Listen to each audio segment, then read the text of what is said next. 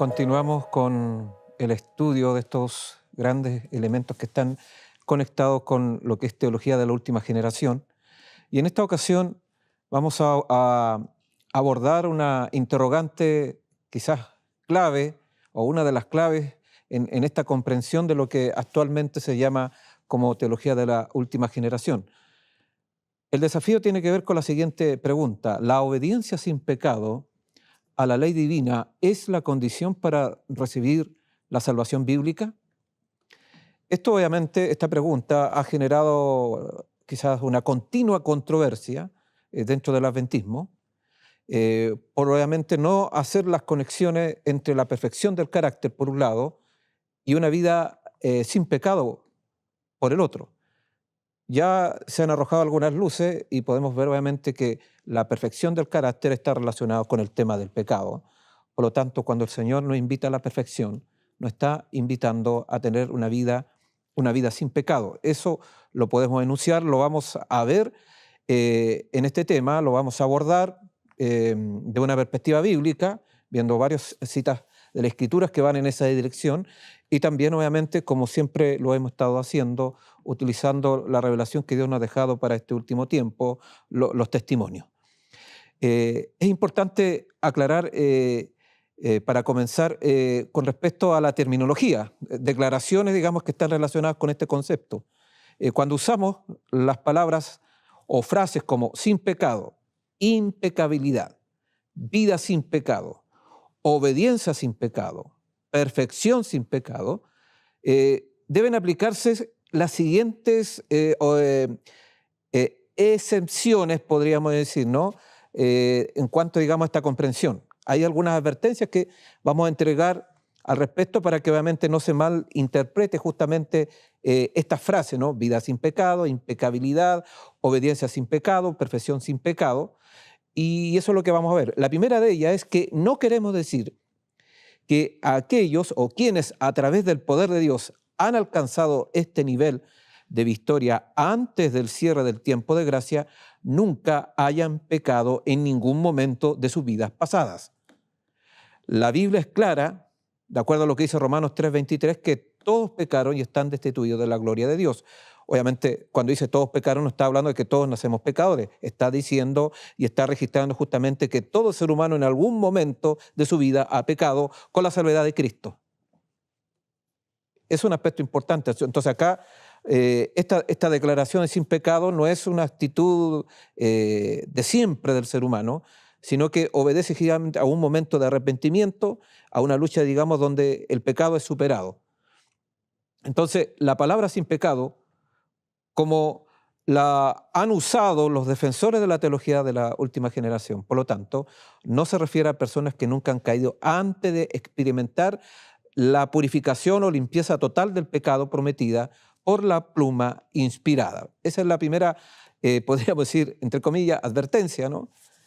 Hacer una exención de lo que hemos estado hablando con este concepto sin pecado. Segundo, cuando hablamos sin pecado, no nos referimos a la destrucción de la naturaleza caída heredada del cristiano antes de la segunda venida de Cristo.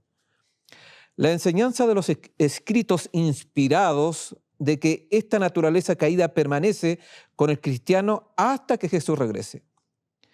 Un argumento principal de la teología de la última generación, basada en las Escrituras y en los escritos de Ellen White, es que los impulsos de la naturaleza caída no constituyen pecado a menos que sean acariciados por la voluntad.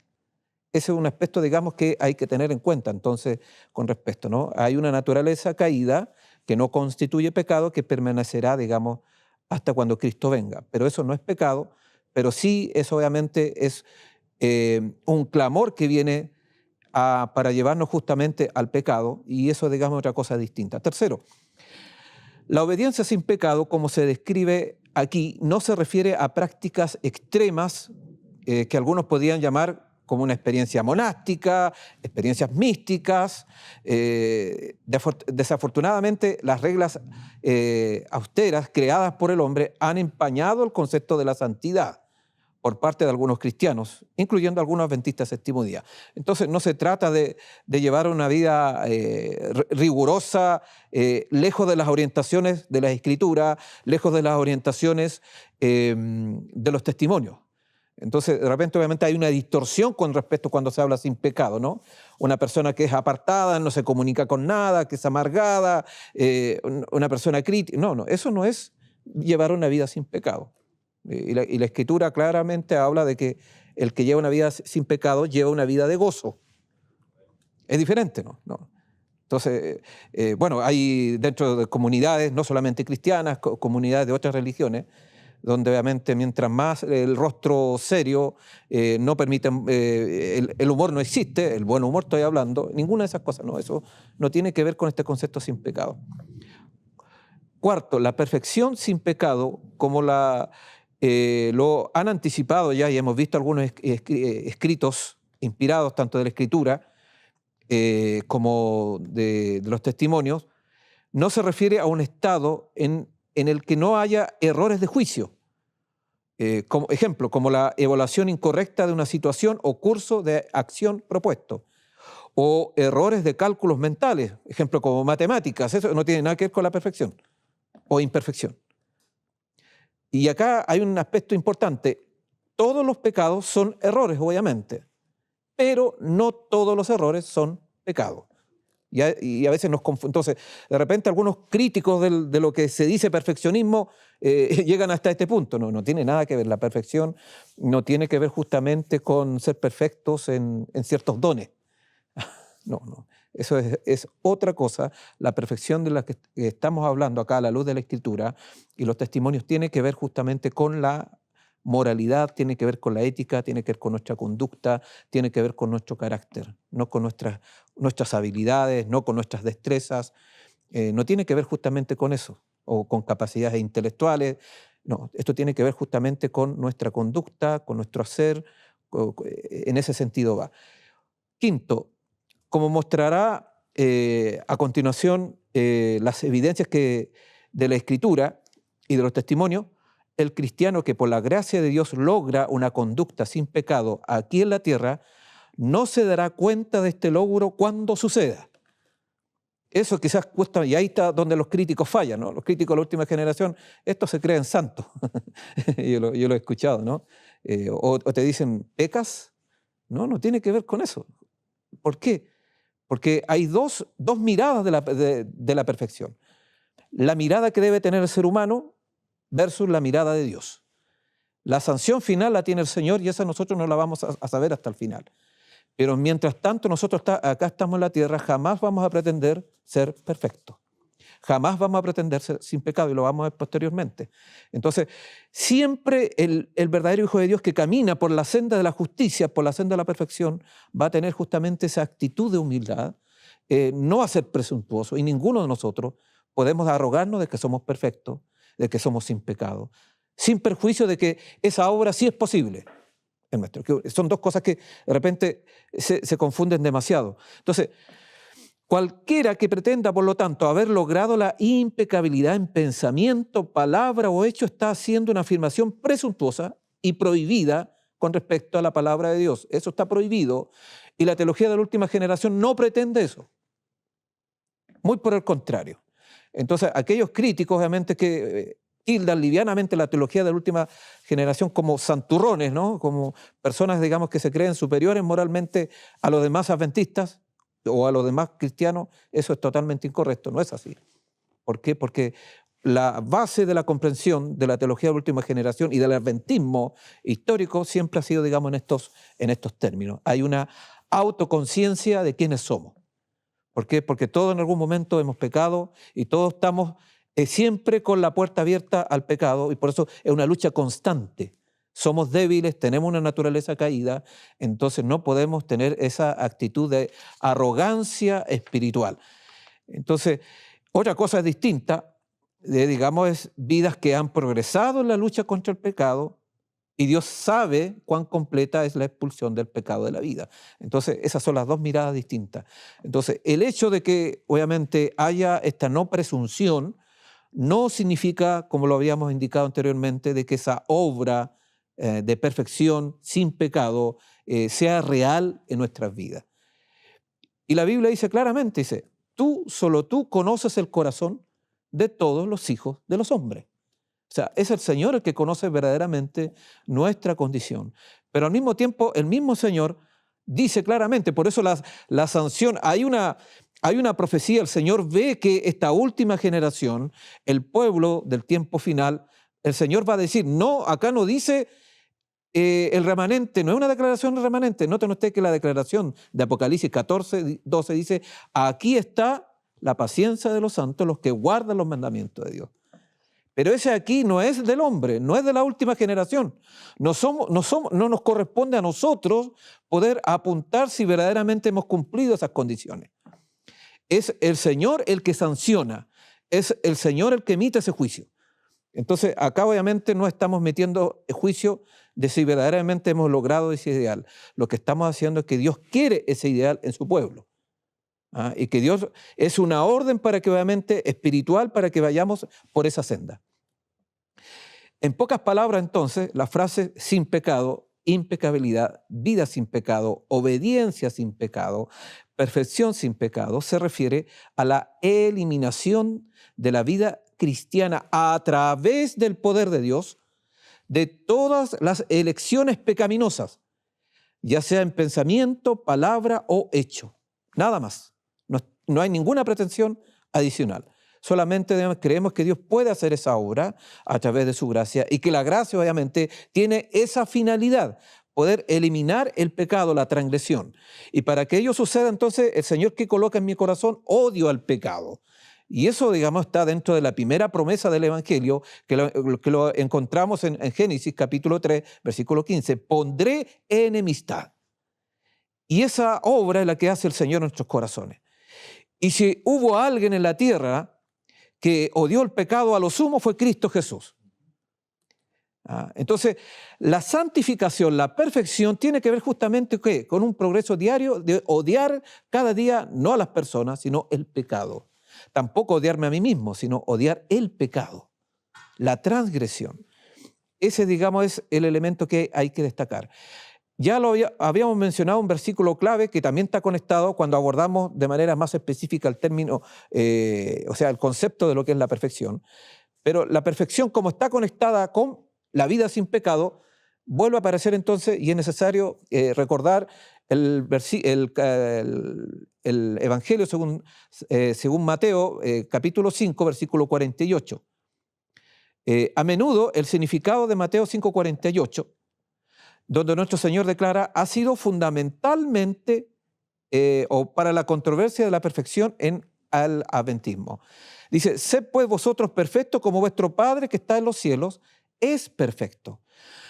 Muchos adventistas séptimo día en tiempos recientes han alegado que este versículo no describe una obediencia sin pecado, sino más bien, en palabras de un autor contemporáneo, un estado relativo de madurez creciente. Pero nos podemos detener y pensar, Jesús está diciendo que en este versículo, sé pues vosotros perfectos como vuestro Padre que está en los cielos es perfecto.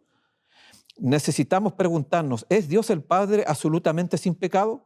¿O está experimentando un estado relativo de madurez creciente? Bueno, esa pregunta la habíamos planteado anteriormente. Entonces, ¿puede algún ser creado ser tan maduro espiritualmente como el Dios, el Padre? ¿O ser tan amoroso como Él? Y ahí nosotros hemos visto anteriormente, ¿no?, que ni siquiera los ángeles han llegado a esa condición.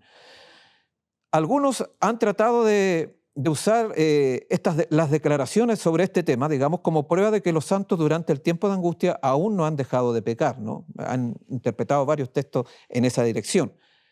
Pero si de hecho los ángeles sin pecado todavía necesitan que Satanás fuera desarraigado de sus afectos debido a su falta de comprensión en cuanto a la profundidad del mal que traería su rebelión, la necesidad de un desarraigo similar en las mentes de los santos de la última generación difícilmente probaría que todavía se cumple la ley de Dios. Bueno, eso lo vamos a abordar más en otro momento, ¿no?, cuando veamos la otra arista que tiene este tema. En resumen, solo la deidad posee la perfección absoluta. Acá entonces cuando hablamos de perfección o vida sin pecado no estamos hablando de la perfección divina, bajo ningún punto de vista. Eso se desmarca. Se puede decir que ni siquiera los habitantes de los universos no caídos y creados, que ciertamente son absolutamente libres de pecado, poseen la perfección absoluta. Entonces acá obviamente ninguna criatura está a ese nivel, menos nosotros. Por eso es un error equiparar la perfección absoluta con la impecabilidad absoluta. Son dos conceptos totalmente distintos.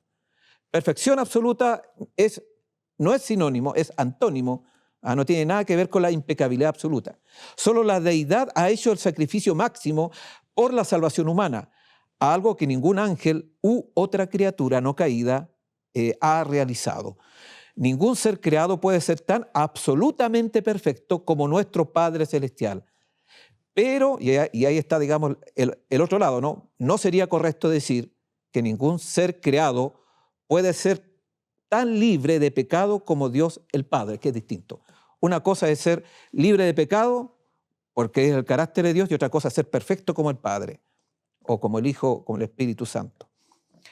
A la luz de lo anterior, la obediencia sin pecado es la única explicación sensata para la perfección ordenada en Mateo 5:48. Ningún ser creado, por impecable que sea, puede igualar al Dios del cielo en amor o madurez. Entonces, ya lo hemos visto anteriormente, cuando algunos interpretan el término perfección como amor o madurez, están cayendo en un error, se quieren igualar con el Padre. O sea, al usar ese argumento supuestamente para deslizar o sacar la idea de sin pecado, cae en un error más perjudicial, que es justamente colocarnos al nivel del crecimiento de la divinidad, y eso es imposible. Entonces, por eso la perfección bíblica no tiene que ver con madurez, por más que hayan algunos textos en el Nuevo Testamento que lamentablemente se traducen por madurez. Ejemplo, en Hebreo. En Hebreos capítulo 6 vamos a encontrar que hay una parte que se traduce por madurez. Pero el término es teleios, que es el mismo término que después más abajo se traduce por perfección. Entonces, acá entonces la perfección no tiene que ver con madurez, la vida sin pecado no tiene que ver con madurez, no tiene que ver con igualar el amor, porque está hablando acá, no es que vamos a igualar el amor y vamos a igualar la madurez del Señor, eso es imposible. Acá está hablando justamente de una vida sin pecado y ahí no hay problema, digamos, de entrar con las mismas prerrogativas divinas. Algunos han alegado que la palabra perfecto en Mateo 5:48 es simplemente un sinónimo de misericordioso. ¿Por qué? Porque aparece, digamos, otro pasaje paralelo, similar, en Lucas 6:36, que dice: sed pues misericordioso, como vuestro Padre también es misericordioso. Pero al igual que otras variaciones en los relatos de los evangelios, es importante colocar estas declaraciones una al lado de la otra.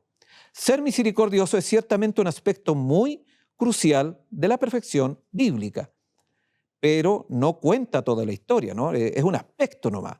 Si consideramos la totalidad de la evidencia bíblica y del espíritu de profecía, nos vemos obligados a reconocer que Mateo 5:48 inculca una visión mucho más completa para el carácter de los cristianos convertidos plenamente en el ejercicio de la misericordia de Dios. Es cierto que hay ocasiones en las Escrituras en que la palabra traducida como perfecta se refiere justamente a la obediencia sin pecado, aunque en otras ocasiones, como en la siguiente, se hace claramente esta idea.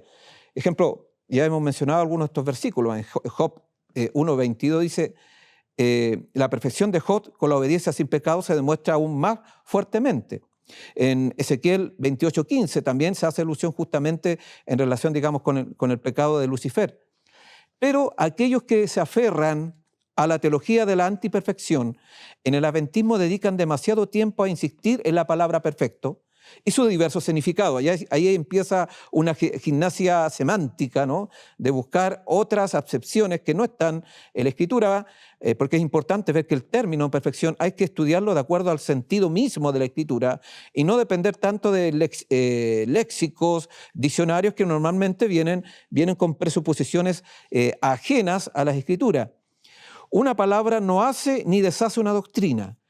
Recordemos nuevamente que los escritos inspirados, la misma palabra tiene diferentes significados Y no hay una palabra para cada idea, y es un principio muy importante, y ahí nosotros vemos y hemos dado algunos ejemplos de cómo en los mismos testimonios Ellen White usa una palabra con diversos significados. Ejemplo, cuando hablamos del tema de la expiación, el término naturaleza, el término que también está relacionado con la cristología, propensiones. Ese mismo término, claro, es un término, es una palabra, pero tiene diversos significados de acuerdo al contexto, y Ellen White también trabaja con la fluidez de los términos, con la fluidez del lenguaje, porque es una necesidad propia y es propio, digamos, del lenguaje humano, que es un lenguaje imperfecto. Entonces, uno debe examinar todos los pasajes bíblicos que describen las últimas expectativas de Dios sobre su pueblo para comprender si la obediencia sin pecado es de hecho el requisito de Dios para los creyentes terrenales. Y bueno, y tenemos varias evidencias en ese sentido. Ahí podemos ver, digamos, ese mismo principio lo podemos aplicar con otros términos. Ejemplo, el término irreprensible, que lo podemos encontrar en 1 de Tesalonicenses, capítulo 5, 23, 2 de Pedro 3, 14, y algunos obviamente han alegado, digamos, que va la cosa en otra dirección. Ahí nosotros podemos ver justamente varios ejemplos bíblicos que no nos vamos a detener. Hay muchos aspectos que podemos relacionar justamente con esta idea, pero debemos recalcar algo. Recordemos también que la promesa con respecto al pueblo de Dios en la venida de Cristo no solo nos describe como irreprensibles, sino también sin mancha. Eso lo podemos encontrar en 2 de Pedro 3:14. Y es un lenguaje idéntico al usado por Pedro para Cristo mismo, cuando dice un cordero sin defecto, sin mancha. Es interesante ver que esa misma categoría se la aplica a la iglesia y a sus hijos.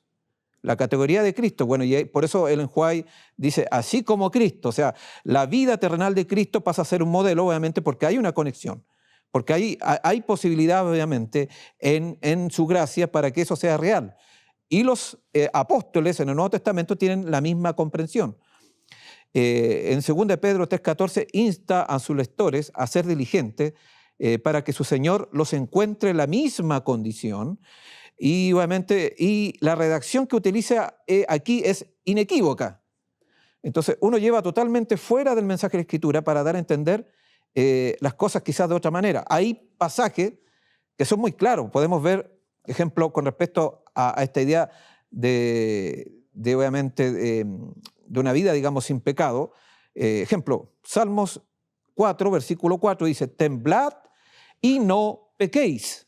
Está claramente. Ahora, no pequéis con pecado o sin pecado. No, acá, no transgredéis, temblad y no pequéis. En Salmo 119, versículo 1 al 3 y el 11, dice, bienaventurados los perfectos de camino, los que andan en la ley de Jehová, bienaventurados los que guardan sus testimonios y con todo el corazón le buscan. Pues no hacen iniquidad los que andan en sus caminos. En mi corazón he guardado tus dichos para no pecar contra ti. En resumen, Ellen White se mantiene firme en un terreno bíblico cuando identifica la perfección ordenada por Jesús en Mateo 5:48 como una obediencia sin pecado. Y vamos a ver algunas citas al respecto en esta misma relación. Veamos lo que dice en Reflejemos a Jesús, página 285, en el quinto párrafo, dice, el ideal de Dios para sus hijos es más elevado que el punto más alto que puede alcanzar el pensamiento humano. Sed pues vosotros perfectos como vuestro Padre que está en los cielos es perfecto. Este mandato es una promesa. El plan de redención contempla nuestra completa recuperación del poder de Satanás. Cristo siempre separa al alma contrita del pecado. Él vino a destruir las obras del diablo y ha hecho provisión para que el Espíritu Santo sea impartido a cada alma penitente a fin de preservarla del pecado. El agente del tentador no ha de ser contado como un pretexto para un acto erróneo. Satanás se regocija cuando escucha que los profesos seguidores de Cristo ponen excusa por la deformidad del carácter. Estas excusas son las que conducen al pecado. Un temperamento santo, una vida semejante a la de Cristo, es asequible para para cada hijo de Dios penitente y creyente. ¿Es asequible una vida sin pecado? Correcto. La Biblia lo dice así, escrito está. Y los testimonios lo corroboran también. Las condiciones para la vida eterna bajo la gracia son exactas las mismas que eran en el Edén. La perfecta justicia, armonía, perfecta conformidad con los principios de su ley. El estándar del carácter presentado en el Antiguo Testamento es el mismo que se presenta en el Nuevo. Este estándar no es uno que no podamos alcanzar. O sea, este estándar de la perfección en la observancia de la ley es una promesa, ya lo hemos visto, un mandato, una promesa, y cada mandato es una habilitación. Dios nos habilita para que eso sea real. Entonces, los hábitos, reflejemos a Jesús, 156, párrafo dice, los hábitos erróneos deben ser vencidos. Deben formarse hábitos correctos bajo la disciplina del más grande maestro que el mundo ha conocido. Los cristianos deben avanzar y ascender hacia la perfección. Este es el mandato de Dios y nadie debería decir, no puedo hacerlo. Debería decir, en cambio, Dios quiere de mí que sea perfecto, porque esa es la voluntad del Señor, no es otra.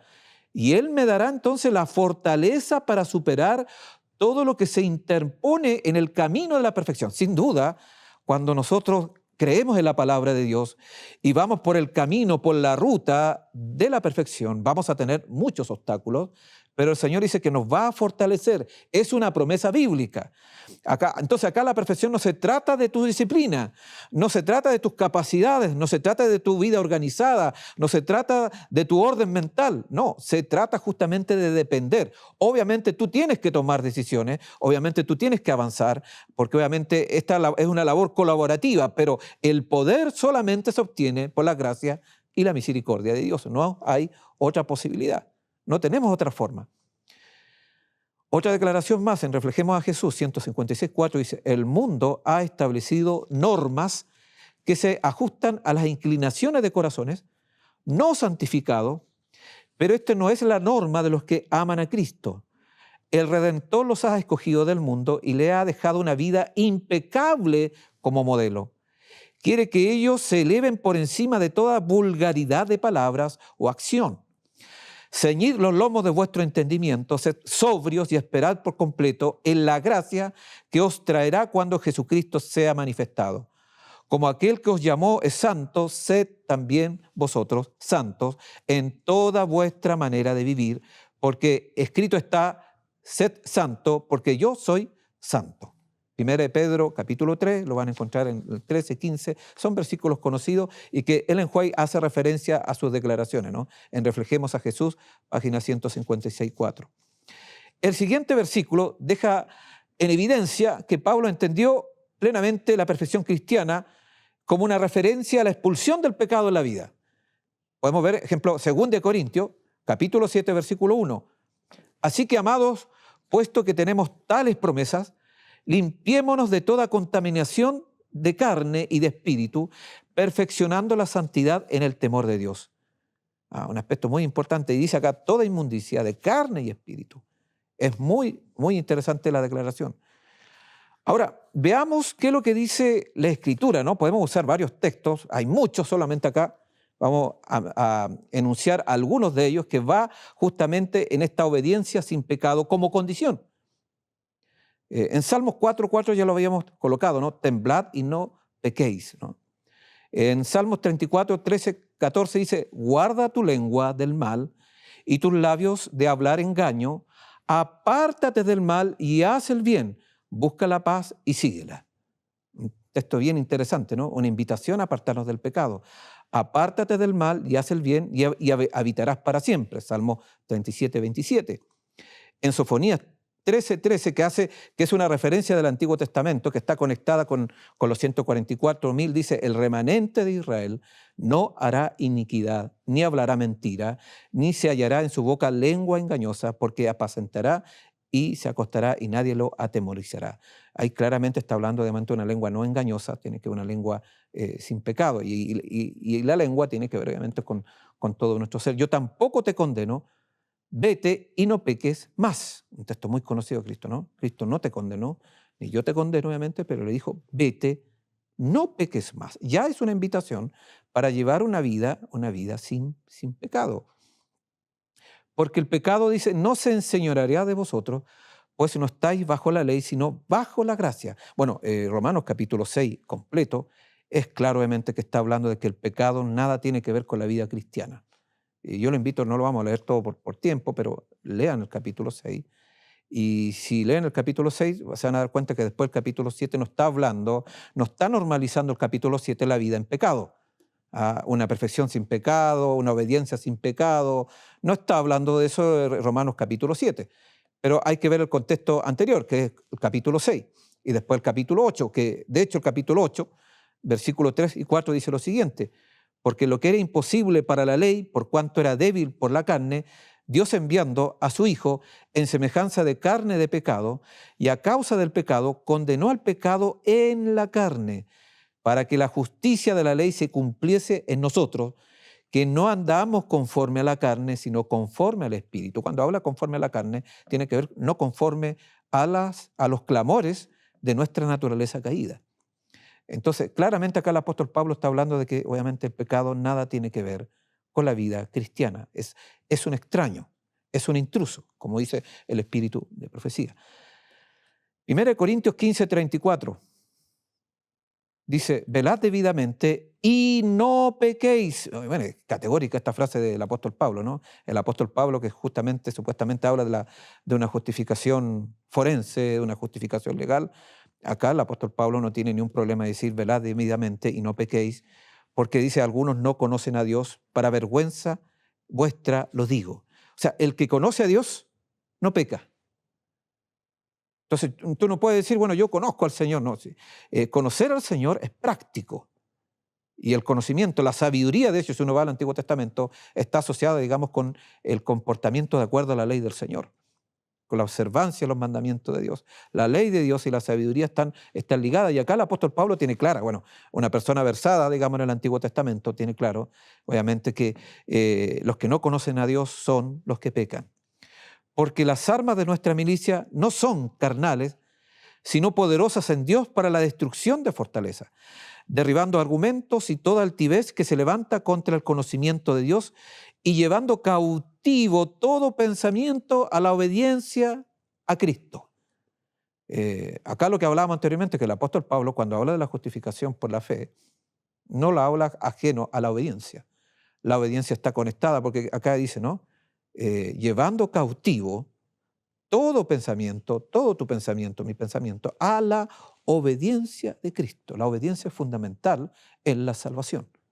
La obediencia sin pecado es fundamental, es base. En Efesios capítulo 5, haciendo una comparación entre el matrimonio y la iglesia, dice, para santificarla, habiéndola purificado en el lavamiento del agua por la palabra, a fin de presentársela a sí mismo una iglesia gloriosa, que no tuviese mancha ni arruga ni cosa semejante, sino que fuese santa y sin mancha, insiste. ¿Cuál es el propósito para la iglesia? Acá el apóstol Pablo sigue con la idea que era una iglesia sin mancha. Ese es el objetivo.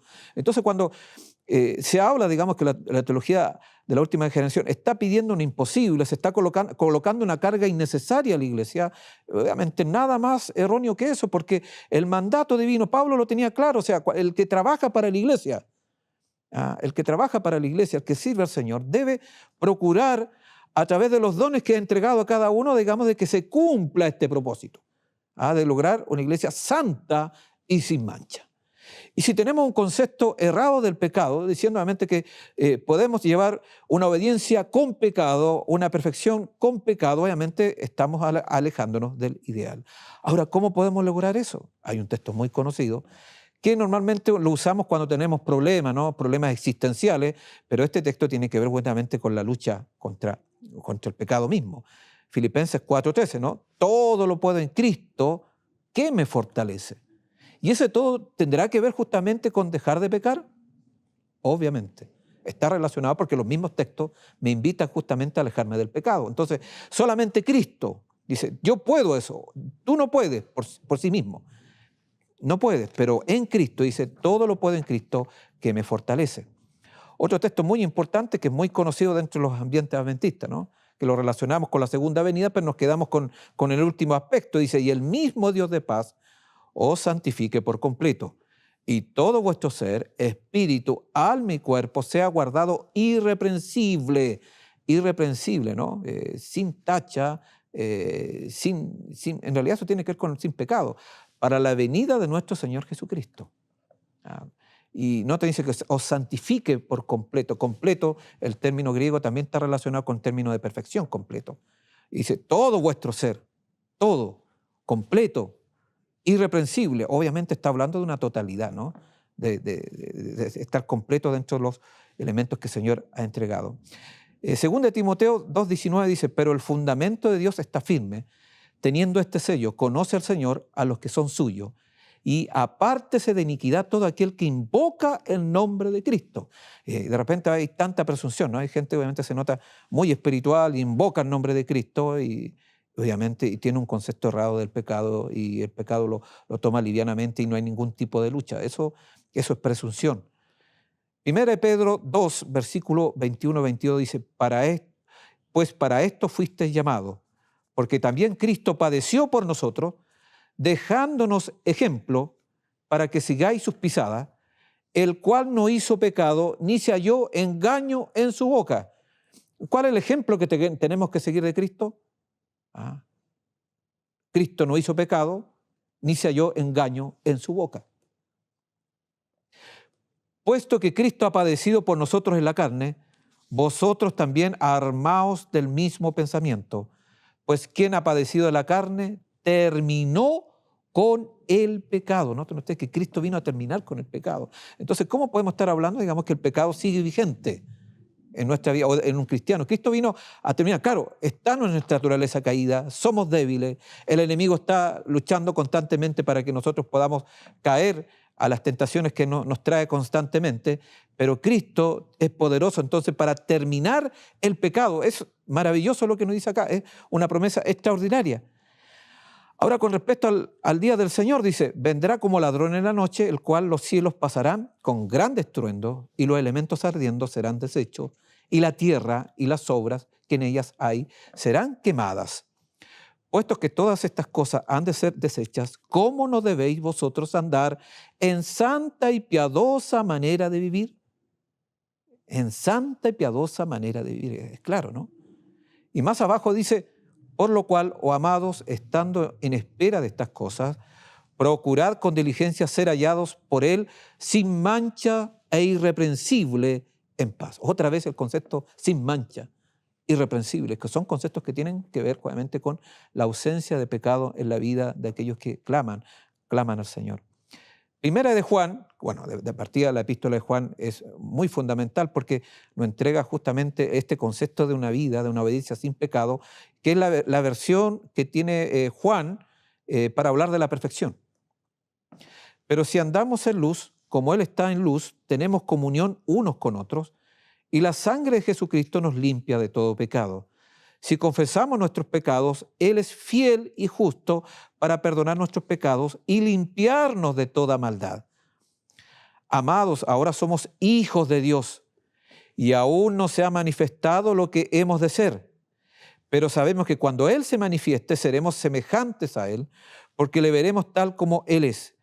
Y todo aquel que tiene esta esperanza en Él se purifica a sí mismo, así como Él es puro. Hijitos, nadie os engañe.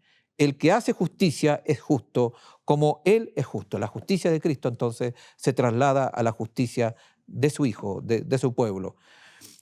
Una promesa maravillosa también. Y aquel que es poderoso para guardaros sin caída y presentaros sin mancha delante de su gloria con gran alegría. ¿El Señor nos puede librar de las caídas? Claro que sí. Eso es muy fundamental. Es una promesa. Dios nos puede guardar sin caída y presentarnos sin mancha. Esa obra, ¿no? Por eso dice, es aquel, no soy yo. Es el Señor el que puede mantenerme entonces y llevar una vida sin pecado y guardarme sin caída. Y hay una promesa para los adventistas, ¿no? Los que estamos en estado laodicense. Es una invitación para nosotros. Al que venciere le daré que se siente conmigo en mi trono. Así como yo he vencido y me he sentado con mi Padre en su trono. Apocalipsis 3:20, muy conocido. Pero noten ustedes ahí la relación entonces entre la victoria de Cristo y la victoria del Hijo de Dios. Dios quiere darnos su victoria. Así como Cristo venció el pecado, su pueblo del tiempo del fin, la última generación, puede vencer el pecado. Entonces, si consideramos los pasajes anteriores, nos enfrentamos entonces a la notable realidad de que independientemente de cuán controvertido pueda ser este tema en ciertos círculos del adventismo contemporáneo, de hecho hay más versículos de la Biblia que hablan de la posibilidad de vivir sin pecado a través del poder de Dios aquí en la tierra, que versículos que sostienen la pretensión vinculante del sábado, del séptimo día. Nosotros a veces hablamos tanto del sábado, y es fundamental, un tema importante, pero hay versículos del Nuevo Testamento que hablan de una vida, de una obediencia sin pecado acá en la tierra. Entonces, ¿por qué no prestamos atención a esos versículos que son obvios? O sea, la lectura no está hablando de otra cosa. Además, cuando miramos los versículos anteriores, queda claro que, como señalamos anteriormente, que el intento de algunos de enturbiar el significado de la palabra perfecto nos acerca a impugnar la evidencia bíblica decisiva de la posibilidad de vivir sin pecado a través del poder de Dios por el creyente. Estos textos son muy claros y hay muchos más. Entonces, ¿por qué no prestamos atención en vez de ir justamente con un entramado teológico, con un constructo teológico basado sobre presuposiciones que no están en la Escritura?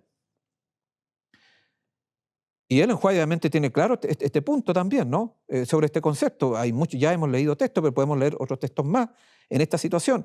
En nuestro mundo debemos recordar la forma en que Cristo actuó. Él hizo el mundo, Él hizo al hombre.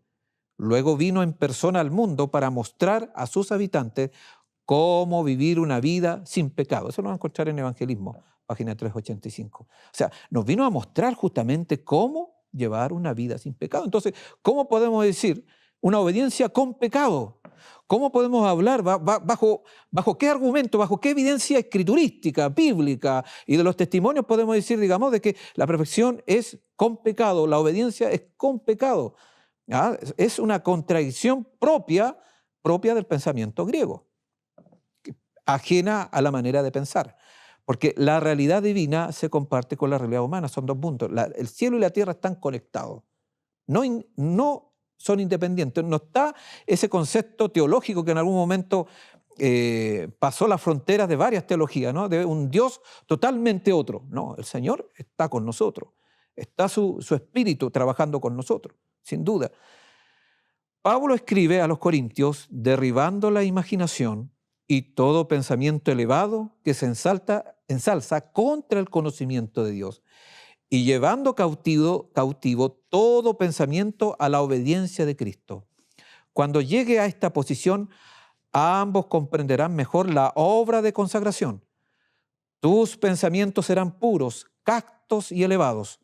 Tus acciones serán puras y sin pecado. Noten acá que ese concepto con pecado no existe. Entonces, ¿en qué manera, cómo se ha instalado dentro de nuestra comprensión contemporánea?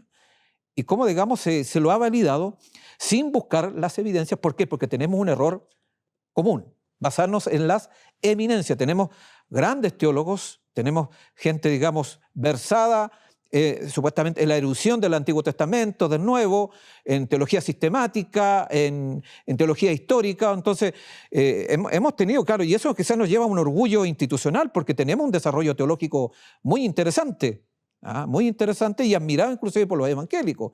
Tenemos grandes eruditos, tenemos plumas prolíficas, ya hemos mencionado a algunos de ellos, o a uno de los grandes en ese sentido, pero están dejando que la Biblia hable, están permitiendo que el texto hable. Lo vamos a ver posteriormente, digamos que hay otras tradiciones evangélicas que se están dando cuenta de este problema de no ir a las fuentes mismas, de no ir al texto mismo, sino entrar. Por eso hablábamos anteriormente, cuando algunos hablan de sola escritura, en realidad no es sola escritura, ¿no? Se sigue las elucubraciones de otros teólogos eminentes, porque afuera, dentro del mundo protestante, y bueno, el mundo judío también tenemos grandes expertos, digamos, en lo que es, digamos, la exégesis, la teología bíblica, los estudios bíblicos, los estudios teológicos, estudios históricos, pero ¿están hablando conforme a la Escritura? ¿Están con un simple, porque a lo mejor se ve muy simplón, ¿no? Con un simple escrito está? No nos olvidemos que la comprensión de la Escritura debe seguir su sentido obvio y no buscar situaciones que la Biblia nos está diciendo.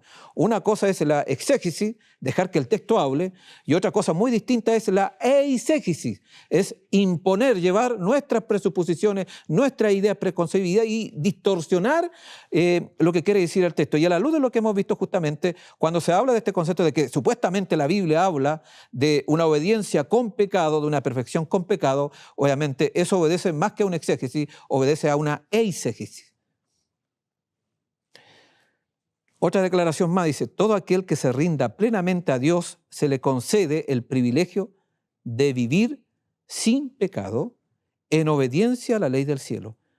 ¿Cuál es entonces la condición? Rendirnos a Dios.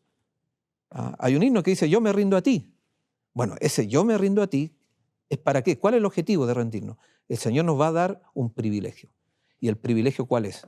De llevar una vida sin pecado. Es un don que el Señor nos da, porque Él nos capacita. Es un regalo del cielo. Pero el propósito de Dios, que el hombre esté delante de Él, recto y noble, Dios no será derrotado por Satanás. Envió a su Hijo a este mundo para llevar la pena de muerte por la transgresión del hombre y para mostrarle cómo vivir una vida sin pecado. O sea, ya se ha estado hablando, digamos, de la cristología, de la naturaleza humana de Cristo, y la finalidad justamente era mostrar, ¿no? Por eso es importante, hay algunos que dicen que el tema no existe en la Biblia. O sea, hablar de la naturaleza humana de Cristo es una pérdida de tiempo y no deberíamos abocarnos. No, es fundamental. La vida de Cristo obviamente nos permite justamente recibir y cómo llevar adelante una vida sin pecado, porque a eso nos vino Cristo a esta tierra, ¿no? A salvarnos nuestro pecado. Pero para que eso sea efectivo, primero tenemos que mirar justamente el modelo, y Cristo el modelo, pero no a replicarlo de acuerdo a nuestras propias fuerzas o antojos, sino pedirle el poder del cielo para que el Espíritu Santo pueda hacer esa obra en nosotros. Ahora, otra declaración también interesante, ¿no? Por lo tanto, está en Sign of the Time, dice, por lo tanto, Cristo nos colocó en un terreno ventajoso donde podríamos vivir vidas puras y sin pecado. Los pecadores arrepentidos están ante Dios justificados y aceptados porque el inocente ha cargado con su culpa. Lo que no merecen se hacen merecedores, porque en su nombre los que merecen se convierten en los que no lo merecen. Cristo cargó con los pecados de un mundo entero. Fue el segundo Adán. Tomando sobre sí la naturaleza humana, pasó por el suelo donde Adán tropezó y cayó. Habiendo tomado la humanidad, tiene un intenso interés en los seres humanos. Sintió profundamente la pecaminosidad, la vergüenza del pecado. Es nuestro hermano mayor. Vino para demostrar que los seres humanos pueden, a través del poder de Dios, y eso es la consigna de la teología de la última generación, y es la consigna que siempre ha sido del adventismo, y que actualmente algunos dicen que no, que es producto del esfuerzo humano. La teología de la última generación no habla de salvación, de una vida sin pecado, de una obediencia sin pecado por nuestras propias fuerzas. Dice, a través del poder de Dios, vivir una vida sin pecado. Entonces, ¿es posible obedecer sin pecado? ¿Es condición para la salvación? Sí, es condición. Porque obviamente no podemos entrar al reino de los cielos si no somos idóneos. Por eso hablábamos ayer de la justicia, ¿no? La justicia imputada nos da el derecho, pero necesitamos la impartición de esa justicia que nos hace idóneos para el cielo. Y no podemos ser idóneos para el cielo mientras tengamos este concepto de que podemos llevar una obediencia con pecado, perfección. Eso no nos hace idóneos a nadie. Eso no nos prepara entonces para la traslación, no nos prepara para el sellamiento. Por eso es importante detenernos justamente en esta invitación que nos hace el Señor, ¿no? De atender justamente lo que Dios desea. Y hay una advertencia en el día del juicio, en Mensaje Celeste, volumen 3, página 360, dice, en el día del juicio, la conducta del hombre que ha conservado la fragilidad e imperfección de la humanidad no será reivindicada. Para él no habrá lugar en el cielo. No puedo disfrutar de la perfección de los santos en la luz. El que no tiene suficiente fe en Cristo para creer que puede evitar que peque, no tiene la fe que le permitirá entrar en el reino de Dios. O sea, la verdadera fe está en directa relación con ese concepto de lo que hemos estado hablando de una obediencia sin pecado. Si no creemos eso, no hay fe, es una falsa fe. Bueno, y eso es lo que dice Santiago, cuando dice la fe sin obra es muerta. O sea, claramente acá está hablando, entonces, es una frase muy interesante, ¿no? El que no tiene suficiente fe en Cristo para creer que puede evitar que peque, no tiene la fe que le permitirá entrar en el reino de Dios. Entonces, el objetivo de la fe es justamente evitar el pecado. El objetivo de la fe no es disculparnos del pecado, es todo lo contrario lo que expresa justamente esta cita, obviamente esta declaración, que es una declaración inspirada. Cristo está listo para liberarnos del pecado, pero no fuerza la voluntad. Si por persistente la transgresión, la voluntad misma se inclina por completo hacia el mal y no deseamos ser liberados, si no aceptamos su gracia, ¿qué más puedo hacer? ¿O qué más puede hacer él? Perdón, camino a Cristo, un texto conocido. Cristo entonces está listo para liberarnos del pecado, pero no fuerza nuestra voluntad. No estamos obligados. Dios nos dio el libre albedrío, nos dio el ejercicio libre de la voluntad. La religión de Cristo significa más que el perdón de los pecados, significa que quitar nuestros pecados y llenar el vacío con la gracia del Espíritu Santo. Y ahí viene lo punto importante. ¿Puede morar el Espíritu Santo con una vida en pecado? No, porque el Espíritu Santo viene a llenar ese vacío. Por eso el apóstol Pablo, interesante que usa un lenguaje de la presencia, del santuario también, cuando habla justamente con el tema del pecado que mora en mí.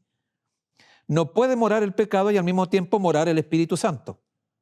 Para que more el Espíritu Santo es necesario entonces desalojar el pecado de nuestro corazón. Y nuestro corazón tiene que ver con nuestra mente. Es ahí donde opera. Cuando el Señor habla de que somos templo, está hablando de nuestra mente. Nuestra mente es templo del Espíritu Santo. Eso lo dice Ellen White, digamos, en otro texto, en otra declaración.